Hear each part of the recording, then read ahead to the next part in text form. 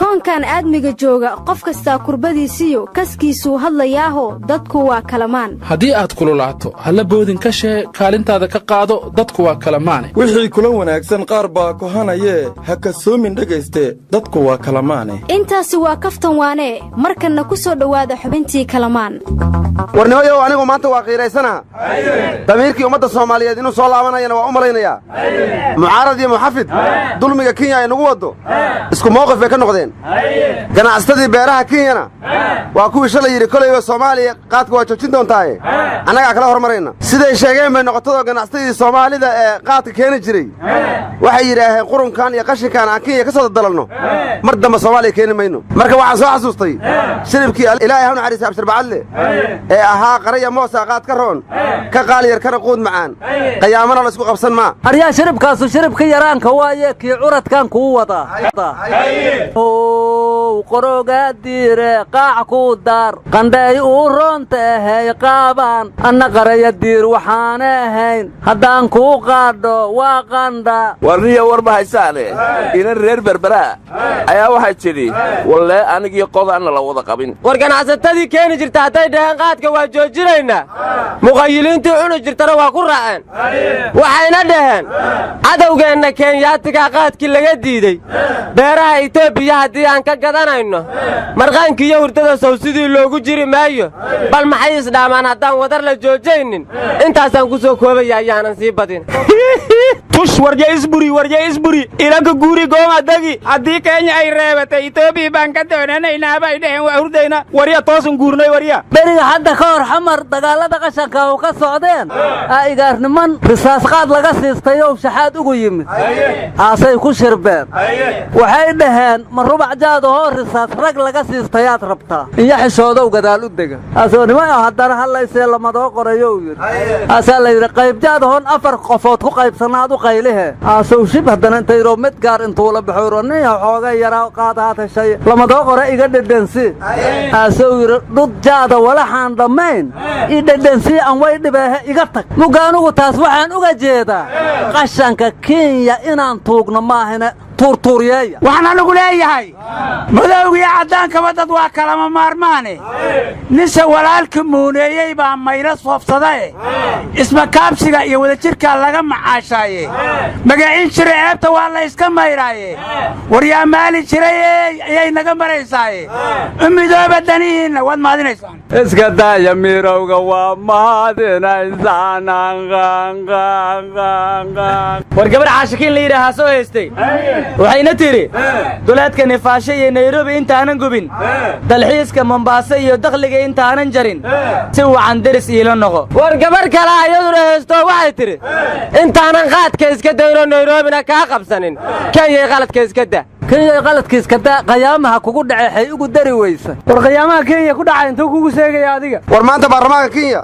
islaantii wasiirka arrimaha dibadda u ahayd ayay su'aalo weydiinayaan war aawa islaanta ninkii qabay muu naga dhacsado war nimankii qabay waa kuwa su'aalaha weydiinaya warka naga sugniyow waranka kugu dhacaye waxayna dhaheen sababta soomaaliya si degdega xiriirka loogu jaray waa inaa caddaysaa iyadaaba madoobe waxay cadday kartaa taas waryaa waa edab darantahay baarlamaan kenya iyo wasiir kenyaatiya midna ma aqoonsanin warnimayaw shirkaddii shidaalka sahmisay ee spectrum la dhahaye war ayay soo saartay waxayna tidhi kenya ujeeddo kale ay leedahay annaga dukumentiyadii aan soo bandhignay meesha la isku haysto kuma jirto wax la xaraashayna ma jiraan marka baroorta orgiga ka weyn ma dhaheen warnimayaanu waxaan ku riyooda kenya oo dhahaysa shirkaddaas iyo dawladda soomaaliya waa qaadiya qarsha midkoodna warkooda la rumaysan maayo anna waxaan ku riyooda kadib markay kenya ruyootay axmed madooba dhahaya kenyay raalli ahaada waa laydinka gardaran yahay marka hadduu berri qaad kenya soo dego annagaa ka gardaran hadduu soo degi waayoon joojinnana kenya waa naga gardaranta horta riyadaad riyoota run raad ku mala mugaad kenya u riyoohaysay axmed madoobe maadigaa u hurday war adeena somalilan haddaan nahay xalay waxaan ku riyooday kenya oo na ictiraaftay iyadoo idinku xumaynaysa waan barjaynay biiraa'is weeye qaraska tuur weeye ya guraasay kiimbadiida qaadka kiimbadiida fadaas maaha una agdaan mamnuuca ay geega ka bilaawad waryaa warwar ma haysan telefishinka Soomaali National TV xalay waxaan ka daawaday war murtiyeedkii ay soo saareen xisbiyada Xasan Sheekh iyo Cabdiraxmaan Cabdishakuur warnamada 2 sano kadib waa markii u horeysay oo war mucaarad soo saaray laga baahiyo warbaahinta dawladda maye waa 30 sano kadib markii u horeysay war saas maana waa markii ugu horeysay oo TV-ga Puntland laga daawaday xafiiskii Cabdiraxmaan Cabdishakuur ee xisbiga Wadajir ee garow ku yaalo albaabada la isku dhuftay albaabadiis qiiqi gelahaayna war dadka beenta ka daa Kamaal Guutaale wuxuu leeyahay xafiiskeenni waa furan yahay albaabka xafiiskana qiiq milay hoobu saari warka Puntland iyo xisbiga Wadajir kiirunay waa sugaana war waxa la yiraahdaa dhowraha guud ee qaranka wuxuu xiray xafiiskii maaliyadda ee nabad sugidda marka meel Faad Yaasin madax ka yahay hanti dhowr inuu xiri karo filimaaye runku suga waryaalahan Soomaaliland waxa ay sheegtay wafdiga wada hadalka uga qayb galaya in la badiyo waa weydii makee warorta nimayow dalkan nabad sugid kama jirto dal aan nabad sugid iyo sirdoon lahayna amni laga sugi maayo war nabad sugid la'aan hoo wala dhagamaysan latimba irid goroobadanagas irid goroobada lamba fado garaa kow ay hay ismaahu kow ay hay isaagu wala ka aruure ogaadahe war maskaxda laadiina godka jira oo mar hore war waxba kale ma ogdiin nabad sugid goorma booliis lagu daray war anigu boolis iyo nabad sugid iyo taraafik iyo military ma kala aqaane ciidan waxaan u aqaanaa kii xamar qaraxa ka joojiya war maanta gudoomiyaha aqalka sare Cabdi Xaashi wuxuu furay shir loogu magac daray wadada loo marayo heshiisiin dhaba oo ay soo qaban qaabisay wasaaradda arrimaha gudaha war horta gudoomiye Cabdi Xaashi asagu golaha shacabka ma la heshiiyo intuusan dadka la heshiisiin aryaa dib u heshiisiin iyo dhabo heshiisiin iyo wada heshiisiin wax cusub ma helo waa mashruuc lagu qaraabtee wasiir qarafaan xoog soo kordhiyo cusub war wasiir qarafaan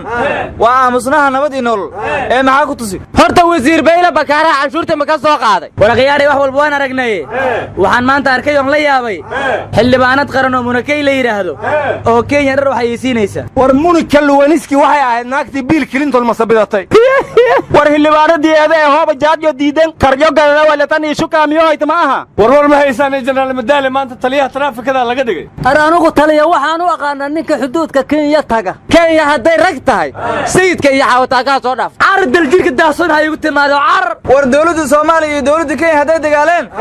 al-shabaab xagee ku biirayaan dhaxna lama taagnaan kare wariyaa laba maroodi meesha ku dirirto awsa ku baabaa leeyahay dhaxday ku baabaayaan aryaanaha ma Kenya u daahina waxa saxeeyeen hal haraatiya ku aadeen haday ru sheegay lama farti ma dakay wariyaa rag lama yareystay iska dhiciya rag